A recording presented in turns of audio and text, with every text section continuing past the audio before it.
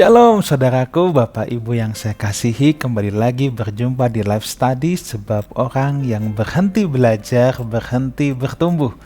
Mari kita bersatu dalam doa. Bapa yang baik, pimpin kami supaya kami dapat semakin memahami kebenaran firman-Mu. Terima kasih, dalam nama Tuhan Yesus kami berdoa, amin. Saudaraku, kita telah memasuki Roma 8, sekarang kita bahas ayat 26 sampai dengan 39. Maka setelah ini selesailah Roma pasal yang ke-8. Minggu depan kita akan masuk di Roma pasal yang ke-9. Baik, kita akan mulai di bagian ini cukup seru saudara ya. Ada beberapa ayat yang sudah saudara sangat familiar. Mari kita mulai. Roma 8 ayat 26-27 terlebih dahulu. Demikian juga Roh membantu kita dalam kelemahan kita, sebab kita tidak tahu bagaimana sebenarnya harus berdoa. Tetapi Roh sendiri berdoa untuk kita kepada Allah dengan keluhan-keluhan yang tidak terucapkan. Dan Allah yang menyelidiki hati nurani mengetahui maksud Roh itu, yaitu bahwa Ia sesuai dengan kehendak Allah berdoa untuk orang-orang kudus. Bapak Ibu, ayat ini menarik. Kenapa? Seringkali orang-orang yang di aliran Pentakosta karismatik memahami ayat ini dari perspektif bahasa roh. Jadi ketika dikatakan Roh membantu kita dalam kelemahan kita, bahkan membantu kita berdoa ketika ada keluhan-keluhan yang tidak terucapkan, itu seringkali diartikan sebagai kalau kita bisa berbahasa roh, ya, maka roh itu yang berdoa buat kita dengan kata-kata yang sekalipun kita sendiri nggak tahu, tapi ketika kita berbahasa roh, maka roh yang berdoa kepada Allah. Ya, nah itu seringkali dipakai oleh sahabat-sahabat dari Pentakosta dan karismatik.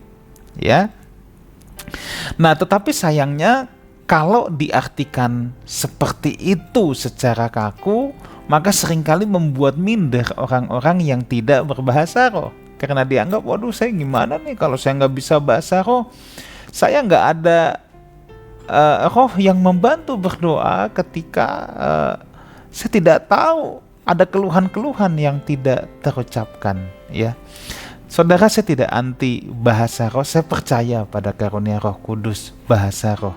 Tidak salah untuk seseorang dikaruniai dengan bahasa roh. Bila digerakkan untuk berbahasa roh pada saat berdoa, nggak ada yang salah dengan itu.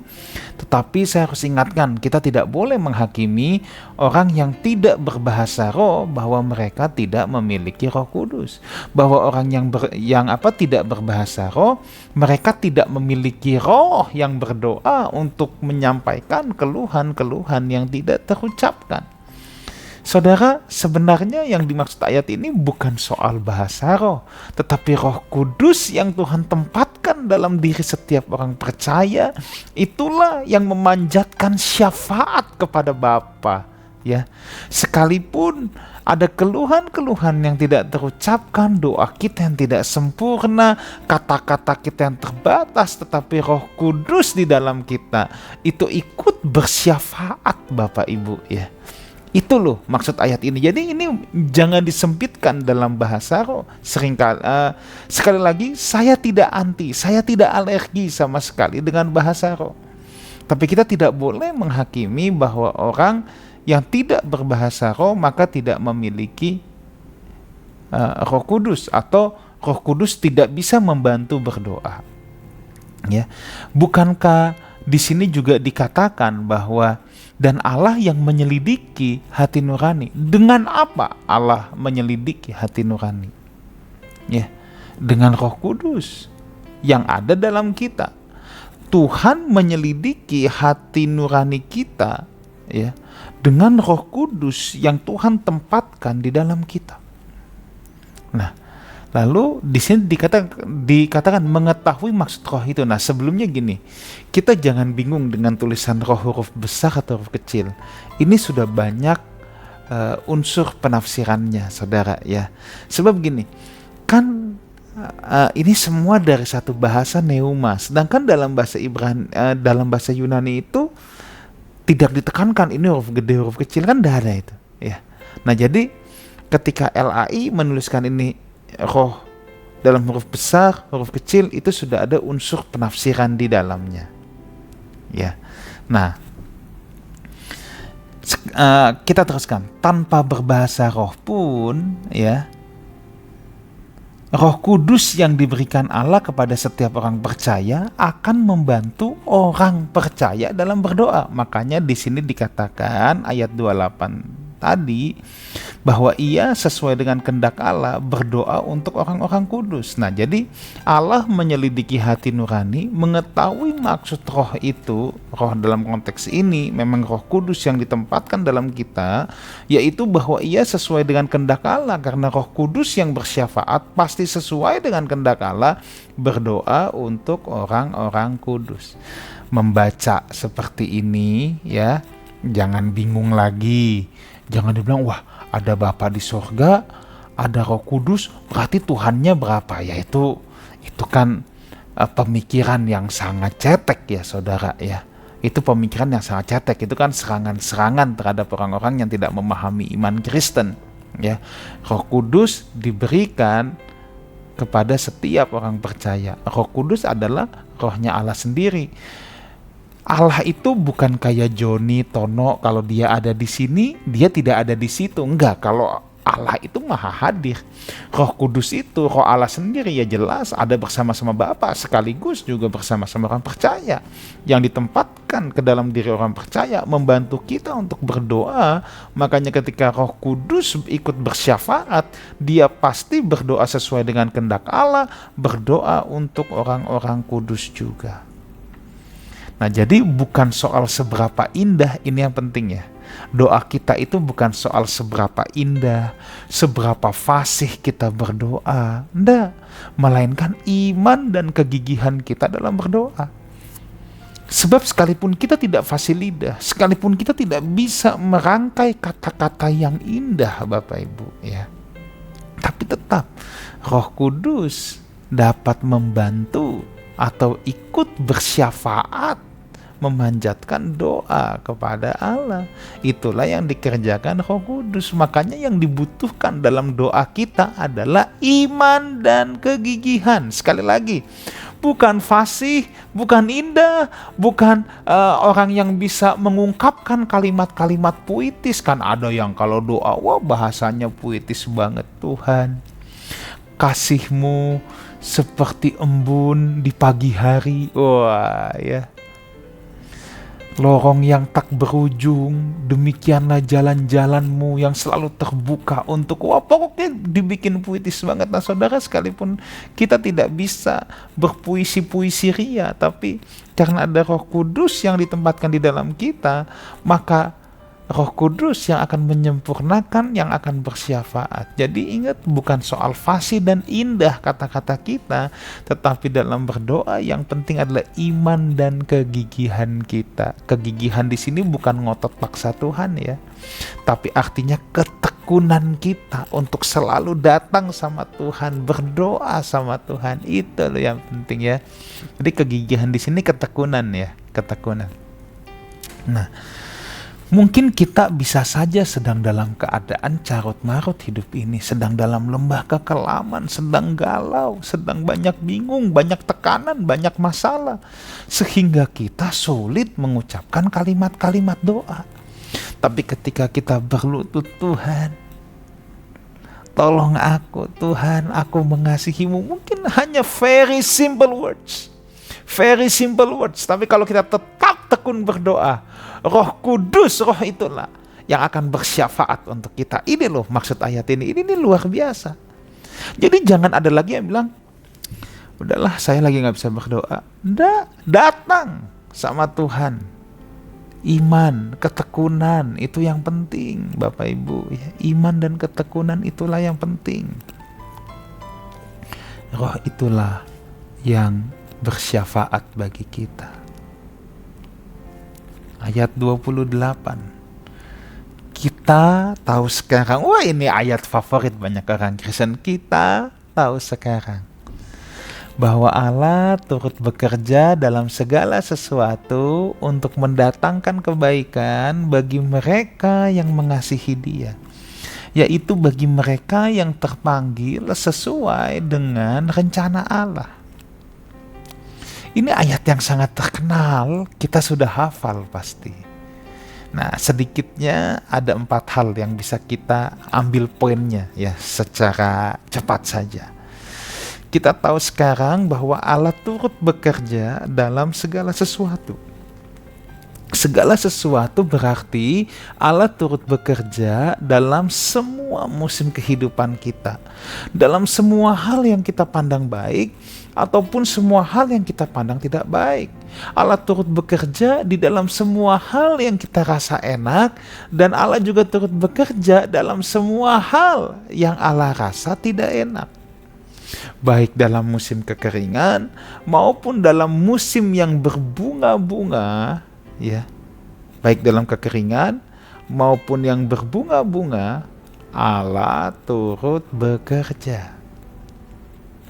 Allah turut bekerja, Dia bekerja melalui semua musim kehidupan itu. Ya. Jadi saudara jangan khawatir, musim apapun yang saudara sedang hadapi, Allah ada di situ loh. Ya. Untuk apa Allah bekerja ini yang hebat? Mendatangkan kebaikan. Saudara, rancangan Tuhan itu nggak ada yang rancangan kecelakaan. Seperti Yeremia bilang, "Ku tahu rancanganmu, rancangan damai sejahtera, bukan rancangan kecelakaan." Kalau Tuhan bekerja di situ, Tuhan pasti mendatangkan kebaikan. Tapi masalahnya kadangkala ketika Tuhan mau mendatangkan kebaikan, kadangkala sangat bisa memiris hati kita dulu, sebab mengiris kedagingan kita dulu. Ya, mengiris karakter-karakter kita yang buruk, mengiris hati kita yang tidak sesuai dengan kehendak Tuhan, itu sangat bisa. Dan itu kadangkala terasa menyakitkan, tapi untuk sementara waktu.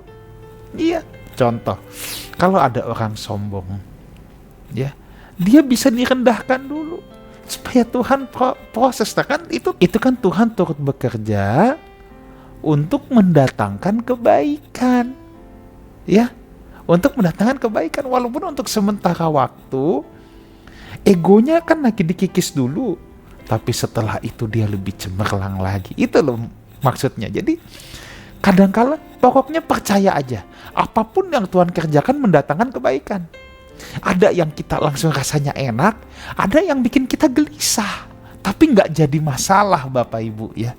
Yang jelas kita mempercayai Tuhan. Apapun yang Tuhan kerjakan pasti untuk mendatangkan kebaikan. Enggak sampai di situ. Tadi Allah turut bekerja dalam segala sesuatu. Untuk apa? Untuk mendatangkan kebaikan. Untuk siapa? Nah ini, untuk mereka yang mengasihi Dia. Makanya kunci di sini adalah mengasihi Allah. Selalu saya tidak lupa mengatakan kunci pertumbuhan iman kita, kunci pelayanan kita, kunci kehidupan kita adalah mengasihi Tuhan. Orang yang mengasihi Tuhan bisa bikin salah, tetapi orang yang mengasihi Tuhan selalu Allah turut bekerja dalam segala sesuatu mendatangkan kebaikan untuk mereka yang mengasihi Dia. Petrus itu orang yang mengasihi Tuhan. Petrus bukan orang sempurna. Dia pernah menyangkal Yesus 3 kali. Dia mau kehilangan panggilannya di Yohanes pasal 21. Dia mau pergi menangkap ikan lagi. Dia lupa panggilan hidupnya adalah penjala manusia. Saat Yesus sudah mati, dia seperti anak ayam yang kehilangan induk. Tapi Tuhan tahu Petrus mengasihi Tuhan. Tuhan selalu bisa bekerja dalam segala sesuatu untuk mendatangkan kebaikan. Petrus tetap bisa dipakai Tuhan, tetapi sebelum Tuhan kasih tugas lagi, mengingatkan kembali, merefresh Petrus lagi untuk punya tugas menggembalakan domba-domba Tuhan. Lantas apa yang terjadi? Tuhan tanya dulu, Petrus, apakah engkau mengasihi aku? Ya. Sebab mengasihi Tuhan itu modal dasar, itu bensin dalam pelayanan kita, dalam segala sesuatu yang kita kerjakan. Tanpa kasih akan Tuhan, semua hanya timbul sebagai kedagingan.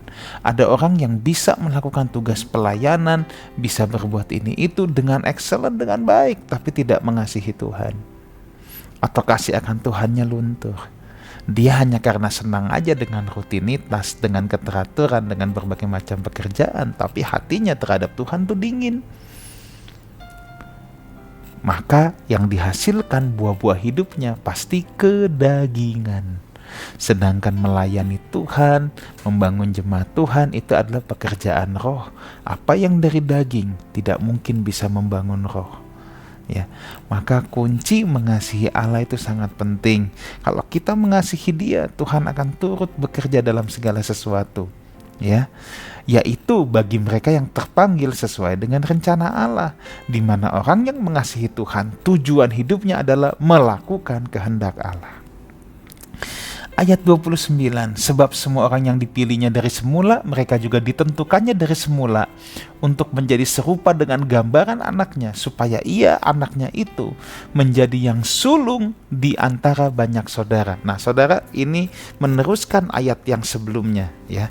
Saudara, saya tidak mempercayai, ya, bahwa Tuhan secara kaku, oh, si Wigan ini masuk neraka, ini masuk surga. Enggak. Saya mempercayai, saya membaca Alkitab secara naratif, ya, bahwa Tuhan sejak semula memilih manusia menjadi pelaksana kehendaknya. Manusia diciptakan menurut gambar dan rupa Allah. Manusia dipilih Tuhan untuk menguasai bumi ini. Itu adalah narasi yang ada di dalam Alkitab, ya. Manusia dipilih Allah menjadi pelaksana kehendaknya. Pemberontakan manusia menyebabkan manusia terpisah dari Allah, terpisah dari Tuhan. Tetapi keselamatan dalam Yesus Kristus menyatukan lagi manusia dengan Tuhan, dikembalikan ke rancangan semula supaya menjadi segambar dan serupa dengan Allah. Jadi yang dimaksud dengan ayat ini adalah orang-orang yang menerima keselamatan di dalam Yesus Kristus akan dikembalikan lagi ke rancangan semula, yaitu gambar dan rupa Allah. Itulah yang kita kenal dengan teosis atau mengambil bagian dalam kodrat ilahi. Dosa memisahkan manusia dengan Allah, keselamatan dalam Tuhan Yesus menyatukan kembali supaya manusia kembali ke gambar dan rupa Allah. Nah, manusia sudah jatuh, gambar rupa Allah itu seperti apa? Kan harusnya Adam yang mencontohkan. Nah, sekarang Yesus sang firman yang menjadi manusia, itulah yang mencontohkan. Maka dikatakan menjadi yang sulung di antara banyak saudara. Ini bukan berarti kita adik-adiknya Yesus. Itu mah ajaran bidat dalam Trinitas, ya. Ini bukan berarti kita adik-adiknya Yesus. Itu maksudnya Yesus yang pertama bangkit, nanti kita dibangkitkan. Yesus yang pertama mencontohkan, ini loh gambar dan rupa Allah tuh begini. Nah, sekarang kita juga akan mengikuti jejaknya supaya kita menjadi segambar dan serupa dengan Allah, ya. Oke, ayat 30. Dan mereka yang ditentukannya dari semula, mereka itu juga yang dipanggilnya. Mereka yang dipanggilnya, mereka itu juga yang dibenarkannya. Dan mereka yang dibenarkannya, mereka itu juga yang dimuliakannya. Apa yang dimaksudkan ditentukan dari semula? Yaitu mereka yang ingin kembali ke rancangan semula. Yang ditentukan itu rancangannya, ya. Mereka yang ditentukannya dari semula untuk kembali ke rancangan gambar dan rupa Allah.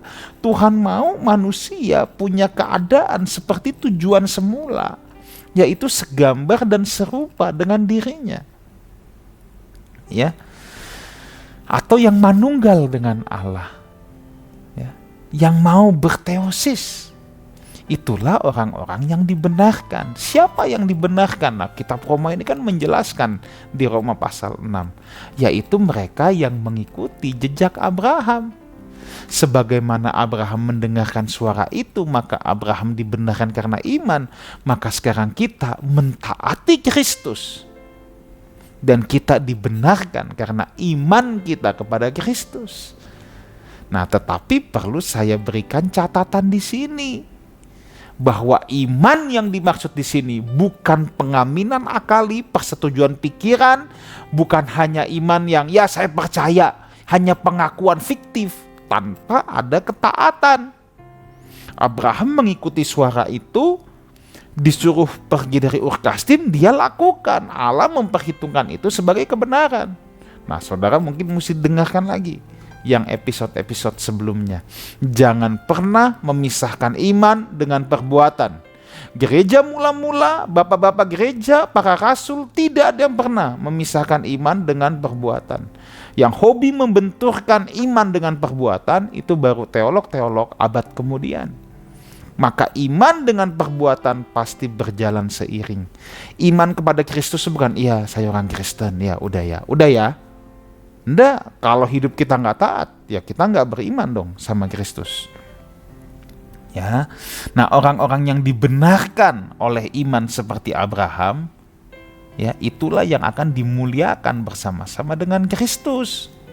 Ingat, bukan iman yang dipikiran saja. Ayat 31, sebab itu, apakah yang akan kita katakan tentang semua ini? Jika Allah di pihak kita, siapakah lawan kita? Ayat ini bukan buat sok jago ya, tetapi untuk mengingatkan kita tidak perlu takut menghadapi penderitaan apapun. Sebab Allah yang ada bersama kita, sekalipun kita diizinkan dalam penderitaan, tapi Allah turut bekerja dalam segala sesuatu, mendatangkan kebaikan untuk orang yang mengasihi Dia, yang hidup untuk rencana Allah. Ya, nah jadi ini ayat ini bukan supaya kita sok jago. Ayat 32-34, Ia tidak menyayangkan anaknya sendiri, tetapi yang menyerahkannya bagi kita semua. Bagaimanakah mungkin Ia tidak mengaruniakan segala sesuatu kepada kita bersama-sama dengan Dia? Siapakah yang akan menggugat orang-orang pilihan Allah? Allah yang membenarkan mereka, siapa yang akan menghukum mereka? Kristus Yesus yang telah mati, bahkan lebih lagi, yang telah bangkit, yang juga duduk di sebelah kanan Allah, yang malah jadi pembela kita. Saudara, Yesus pasti datang yang kedua kali, dan di situ Dia akan menjadi hakim yang agung. Tetapi Alkitab berkata, Yesus juga yang akan menjadi pembela kita. Itu inti ayat ini. Bayangkan dalam pengadilan ada hakim yang menentukan vonis hasil akhir, tapi juga ada pembela. Nah ini, Yesus penentu hasil akhir, sekaligus Yesus advokat kita yang kekal. Betapa luar biasanya. Ayat 35-39. Siapakah yang akan memisahkan kita dari kasih Kristus? Penindasan, atau kesesakan, atau penganiayaan, atau kelaparan, atau ketelanjangan, atau bahaya, atau pedang. Seperti ada tertulis, oleh karena Engkau kami ada dalam bahaya maut sepanjang hari. Kami telah dianggap sebagai domba-domba sembelihan. Tetapi dalam semuanya itu kita lebih dari orang-orang yang menang oleh Dia yang telah mengasihi kita. Sebab aku yakin baik maut maupun hidup, malaikat-malaikat maupun pemerintah-pemerintah, baik yang ada sekarang maupun yang akan datang, atau kuasa-kuasa, baik yang di atas, di bawah, ataupun sesuatu makhluk lain, tidak dapat memisahkan kita dari kasih Allah yang ada dalam Kristus Yesus Tuhan kita. Nah, saudara, di sini luar biasa.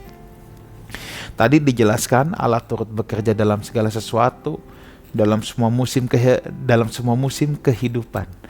Dan saya juga sudah jelaskan, mengasihi Tuhan adalah modal utama. Nah, sekarang mau dikatakan gini, kalau kita sudah begitu kuat dengan Tuhan, ya, ikatan cinta kita udah begitu dahsyat, siapa yang bisa memisahkan kita dari kasih Kristus? Penderitaan nggak bisa, penindasan nggak bisa. Berarti apa? Ikatan cinta kita sama Tuhan harusnya lebih kuat dari apapun. Lebih kuat dari berkat yang saudara terima. Ada orang dapat berkat lupa sama Tuhan.